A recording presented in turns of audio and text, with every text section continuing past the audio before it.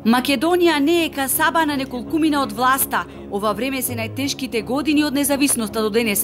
Срамно е што за прв пат во 30 години независност ја променија прославата за Илинден, рече во своето обраќање лидерот на ВМРО-ДПМН Мицкоски, кој традиционално денот на Републиката го чествува во Струшко ташмаруништа. На Мечкин камен нема говор. Едно затоа што немаат што да кажат, а друго затоа што се плашат од народот, кој ќе им каже што мисли за нивното владење. Стево Пендаровски не може да биде точката на обединување. Тоа е точката на разделување. Зошто е точката на разделување? Затоа што човекот фати страна и реши да молчи тогаш кога требаше да биде гласен. Кога имаше изборни фалсификати, кога требаше да се спротистави на лошите закони, кога Заев си договараше промени на сметка на идентитетот. Работата не е да направиме коалиција за власт, туку коалиција на народот против Заев.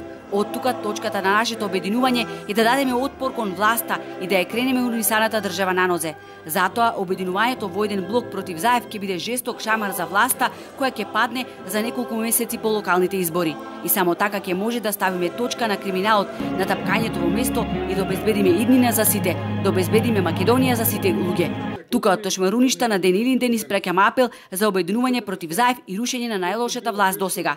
Македонија е европска земја и нашето место е токму таму во семејството на Европската унија, рече Мицкоски. Она што за Заев сега Европа и го вика мини Шенген, тоа само значи дека донел уште еден пораз за државата и не е способен да ја исполни нашата најголема стратешка цел, а тоа е членството во Унијата. Париз, Брисел и Берлин не може да бидат со должно почитување кон нашите соседи Врање, ниту пак Драч. Но гумата за спасување на Заев, која се вика мини Шенген, е само доказ колку државата тапка во место и колку имаме неуспешна влада.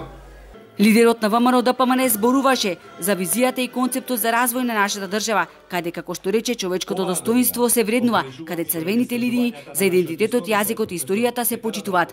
Спорот со Бугарија не е надпревар во 100 метри, ниту тизга со Муртински Бостан. Тоа е она што сме ние, нашиот идентитет, огледало и битие.